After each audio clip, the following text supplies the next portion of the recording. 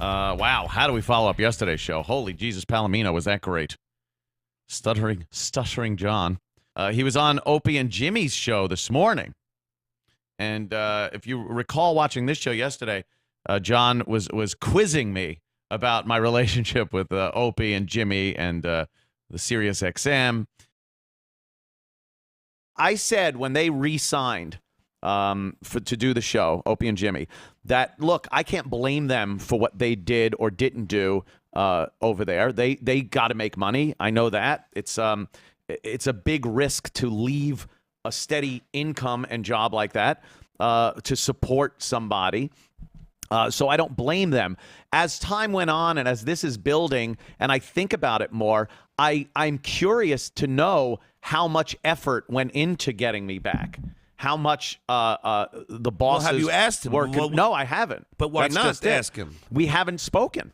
But wouldn't you just pick up the phone and say, hey, did you back me up? I think it's an awkward thing to broach. It's kind of, I know we need to sit down and have a chat, but I think after 20 years of working with each other and the ups and downs, you know what it's like to work for somebody for a long time, especially in this business. There are times you can't fucking stand each other, and times you're closer than anyone else in the world with.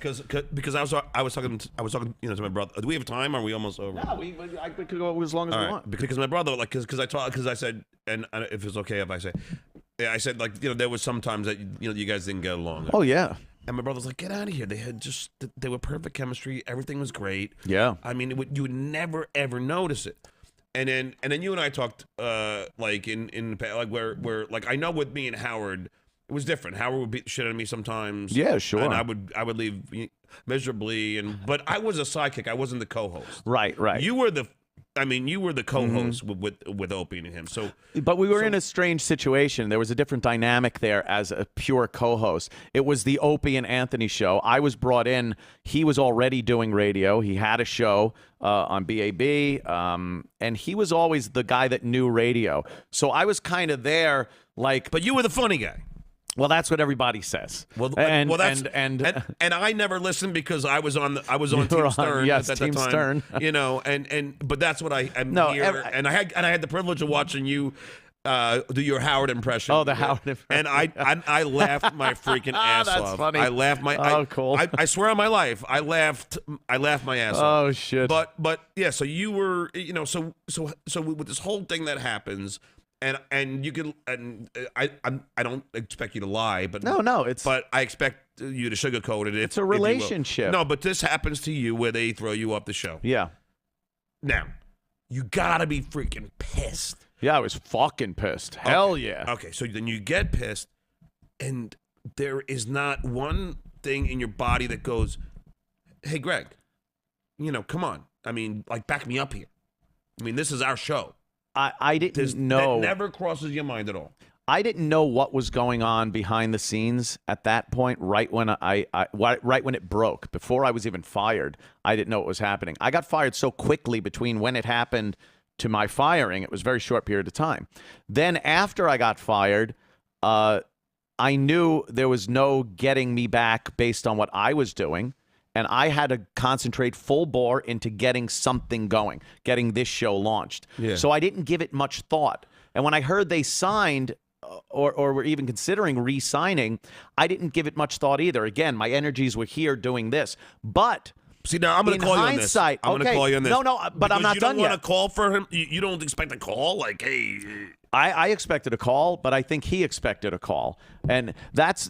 Why does he expect a call? I don't know. That had been a problem over the course of our whole working relationship together. We had I think the biggest problems we had were a lack of mutual communication. Whether I didn't feel it was necessary because the show's going good, and he was more a hands-on, let's talk guy. I'm not a let's talk guy, honestly, and it's weird. That's my job. But as far as confrontation goes and things, if things are going well, I don't want to fucking talk about it. And he's more of a let's talk about stuff guy. So when I got fired and put my energy in this, as time went on, I started thinking like, hey, what was said? What was presented to the boss? Was an ultimatum ever put out that if he doesn't come back, we will not do a show? And do you resent that didn't happen? Yeah, in a way. I'll be absolutely honest. Of course, there's parts of me that, and because I remember when you guys had that whole church thing, you guys were together. A team, it was solidarity, solidarity. But we had all been thrown out the door, so we really didn't have a choice. But you were together, so this, I would think you kind of felt like, all right, so you're going to keep doing the show, and I'm fucking outcast. Well, with the Sex for Sam thing, when we got fired for the church thing, it wasn't like one of us was vying for a gig and leaving the other one aside. It was a together thing. We're going to get through this and then relaunch the O&A show somewhere. So, yeah, there was unity there. I'm not sure, and I'm curious as to find out at some point what was presented to the we boss call him right now? by the show. So why don't we call him right now? Yeah. Come on, Anthony. Come on, let's do it. Come on. I would love to. I don't think Opie is of the mindset right now to just cold come on the show and discuss things. I had talked to him about being on the show, and he said he thinks we should sit down somewhere and talk first, and then he'll do the show. So that's kind of where we are. That's the pussy way to do it. Let's just fucking sabotage. So how about you and Howard? How about you and Howard? Ambush the motherfucker. How's the relationship there? When was the last time you talked to Howie? No, I'll be. And we discussed it. It wasn't really anything I hadn't said before on this show or in interviews, on other podcasts. You know, a lot of people ask you questions about who you worked with for 20 years. So I talked about it, and then John was on Opie and Jimmy's show this morning and brought up the same subject to Opie, and I guess I listened to it, and I read a lot of stuff on Reddit and some other websites that were talking about what was said. Because if you just read the stuff, I don't think you can get an accurate feel for what was said on the radio show. So that's why I wanted to listen to the break from their show before I even wanted to comment. And I saw nothing bad about what Opie said on the show. I think it was pretty fair assessment of what's been going on. I don't think this is anything out of the ordinary. When you're doing a show with somebody for that long, or doing anything, if you're in business with somebody for that long, if you're married for that long, you're gonna have problems and issues. And then when that separation happens because of a divorce or a business failure, or someone gets fired from their radio show, you're not gonna just be talking all day to each other. You're not really going to be, you do need that time away. There was really nothing to be said after all was done, as far as, me and him getting on the phone or anything. I've never been a phone call guy anyway. You could ask anybody. They'll tell you. I don't like phone calls. I don't like talking about serious subject matter. I like disposing of it as quickly as possible through a text or something. That to me is, I kind of like that. What's that? You're like Paulie. I'm like Paulie. Paulie hated phones. Paulie hated phones. He didn't say two words. Yeah, I'm like Paulie from Goodfellas. We've had our issues in the past, like anyone would. This is not out of the ordinary. We've had our issues in the past, and we dealt with them and kept going on. There were a couple of revelations that I got from the break that they did on this morning's show, that he said after 1999,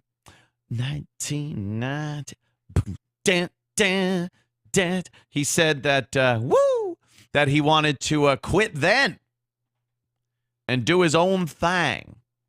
But our agent, Bob Eatman, talked him out of it. See, I never got any inkling of that, because I guess our relationship was not very good at that time. I didn't know about that.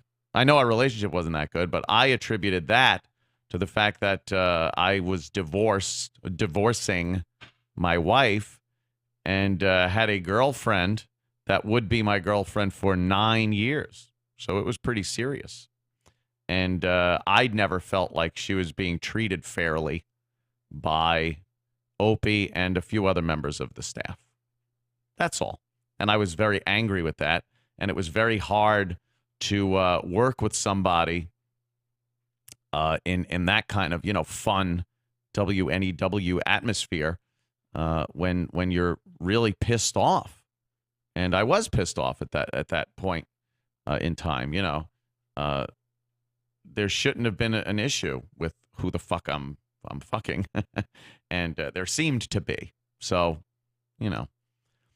that all ended also, by the way, in a casino. She's the one in the casino that told me she's leaving. She left. So anyway, but for a guy, you don't want some other guy giving your chick shit. It's a cuck feeling that you don't want to have. It's like when a dog comes over and sits on another dog, showing their superiority kind of a thing. You don't want that. So I think that had a lot to do with why we weren't getting along very well. Also, going through a divorce from a fucking cunt doesn't make you the most pleasant guy. I'll accept that. And the fact that his girlfriend at the time and my wife at the time were besties didn't help the situation either. I think he might have had a bias at the time, even though he knew. I'm never going to say that he didn't know I was miserable. He did. And wasn't all for me breaking up with my wife.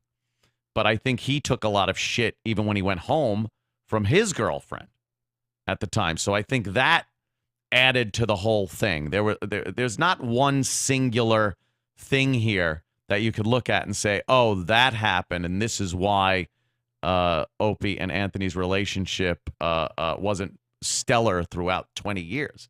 It was a bunch of different things. And then toward the end, before I got fired, I was listening to the break again today, this morning's show.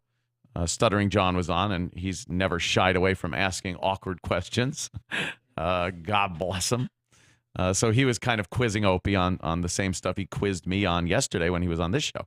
So he was asking about trying to get me back and what Opie and Jimmy, they're both on the show, were doing behind the scenes right after I got fired.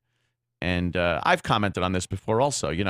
There are times I think, whatever, what happened, management threw me out and they did what they had to do. And then I start thinking things like, hey, how far did they go?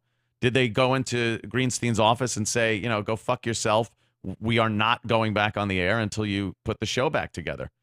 So I jockey back and forth between those two mindsets. And it's, it's angering at times. But I honestly, sincerely don't really know what went on behind the scenes at that point. Opie, from what I gathered this morning listening to the break,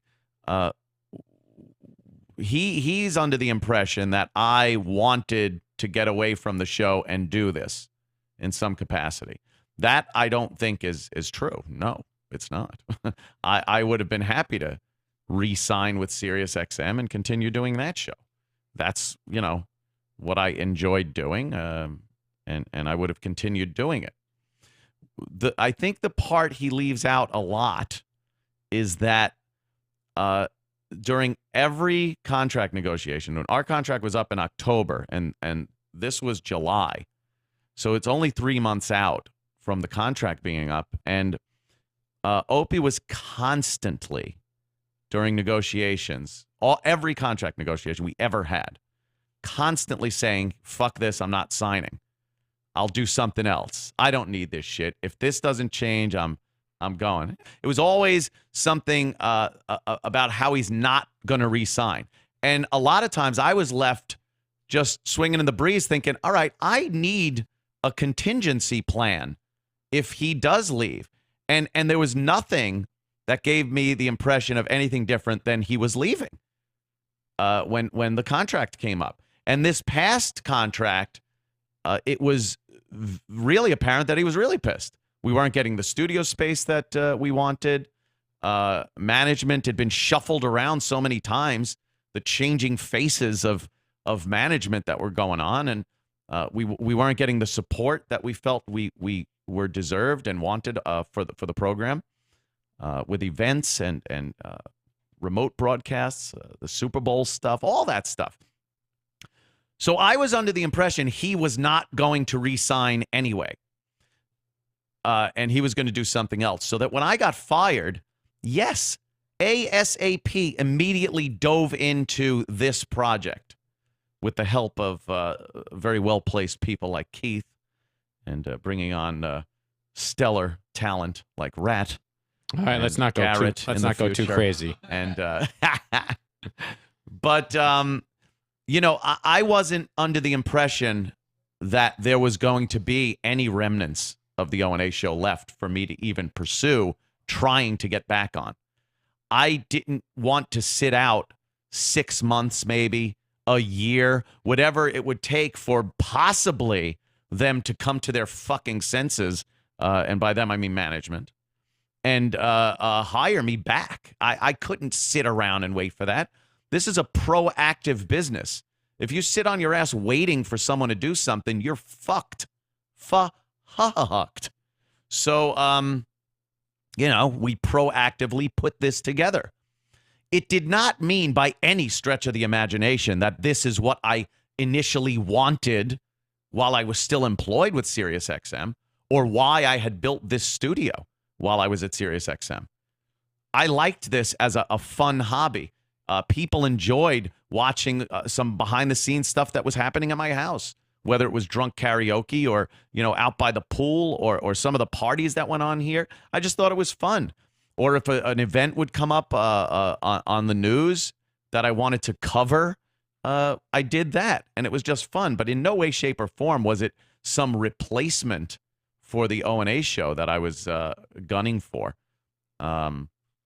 Thank God I did have this in place, but it wasn't the reason that this was in place. I'm a video hobbyist. I kind of like this medium, so that was a little odd. I didn't want to leave, and on the contrary, I was under the impression that he wanted to leave constantly. And then with this new revelation of him wanting to leave and was going to leave in '99 until Bob talked him out of it, to me, that was just another in the long line of him wanting to leave statements that were made over the years. So that's where I stood on that whole thing. The other thing that was brought up during the O&J show this morning was him going to bat for me many times, fighting my battles, as he put it. And from this, I assumed he meant, because that was all he said. I like clarification in a lot of these things. If you're going to say you fought my battles for me, or some of my battles for me, I want to know what those were. Were they with management? Were they with the staff? Were they with sponsors? Like, I didn't understand what that was. I can speculate. I know that he had to probably put up with a lot of shit from our bosses at NEW, who thought I was way off the rails when I was getting divorced. I mean, at one point, Scott Herman, who was our GM at the time, Scott Herman, he was also the GM of 1010 Wins. He knew nothing of personality-driven radio. He was a nice enough guy. But he came down into the parking garage and saw me making out with a girl.